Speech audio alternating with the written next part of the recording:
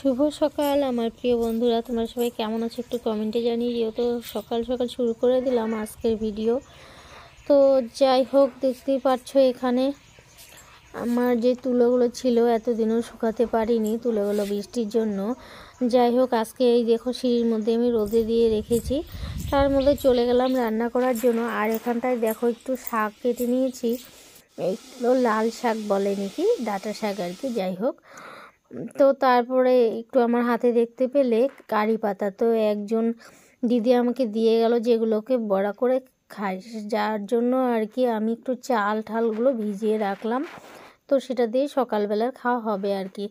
যাই হোক, এদিকে আর কি বটবটি আর আলু ভাজা বসিয়েছি, আর এদিকে দেখো তোমাদেরকে বললাম ডাল চাল ভিজিয়েছি, তো ডাল চাল এই বড়ার জন্যই ভিজিয়েছি আর কি।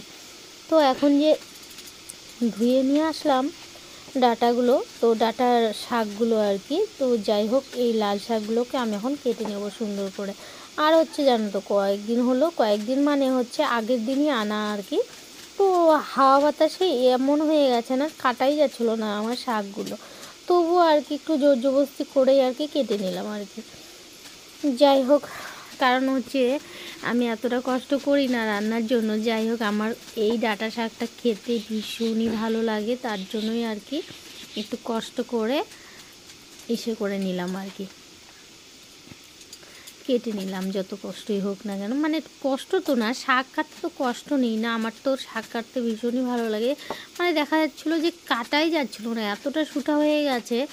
যাই হোক, তবুও আমি কেটে নিলাম, আমার ভালো লাগে। আর বাড়িতে থাকতে পারি না, এইসব খেতেই পারি না জানো তো, একটু শর্টকাট রান্না করে চলে যাই দোকানে।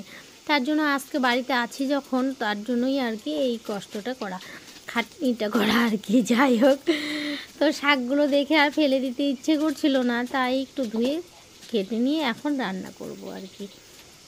তো দেখতে পেলে এখানে আমার সমস্ত শাক কাটা হয়ে গেল। তো এখন তো ওই যে আমি বটবটি আর আলু ভাজা যে বসিয়েছি না, তো সেটাকে এখন লাড়াচাড়া একটু করে নিচ্ছি। কারণ হচ্ছে একটু মানে ভাজা জিনিসটা একটু ঝটপট করে লাড়া যদি না দাও তবে কিন্তু লেগে ধরে আর কি নিচে আর কি, তার জন্য একটু লাড়া দিয়ে নিলাম। তো দেখতেই পাচ্ছ এখানটায়। আর হচ্ছে এদিকটা আমি কারি পাতার জন্য যে কারি পাতায় বড়া করবো জন্য চাল ভিজিয়েছিলাম, যে সেটাকে আর কি করা হয়ে গেছে। আর তার মধ্যে দেখো পেছন দিয়ে এসে আমাকে কিন্তু একটু আগে ফোন করেছিল আমার মেয়ে, যে আমরা বাজারে আছি, একটু বাজার করতে আসছি। একটু পেছনে ঘুরে দেখি ওরা আমার পেছনে দাঁড়িয়ে আছে, দেখো তো কি কাণ্ড।